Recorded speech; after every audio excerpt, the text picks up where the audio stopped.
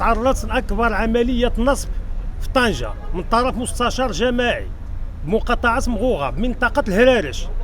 هذه ارض جماعيه فيها 115 هكتار. هذا المستشار كيجزع فيها وكيبيع فيها وكيبني فيها. هذه هي الارض الجماعيه. مطلب التحفيظ. عدد من الشكايات عندنا امام النيابه العامه وامام السيد وكيل العام كتعرض للحفظ، لاسباب اخرى. بغينا نعرفوا هذه الاسباب ديالاش. بغينا من السيد وكيل الملك والسيد وكيل العام الملفات بين ايديهم وعندنا ثقه في القضاء يفتحوا لنا بحث مع هذا المستشار، يفتحوا لنا تحقيق، ما يحفظوا لناش الملفات ديالنا لاسباب اخرى.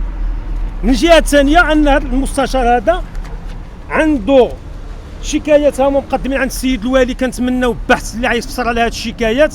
خرجوا اللجنه العين المنطقه، كنشكروا السيد الوالي وكنتسناو شنو غيصفر على هذا البحث هذا اللي قامت به اللجان من طرف الولايه. بناء العشوائي من الصافن، حنا عندنا نزاعات في القضاء، ارض جماعيه محفظه تابعه لوزاره الداخليه، البناء ما كيوقفش في هذه المنطقه.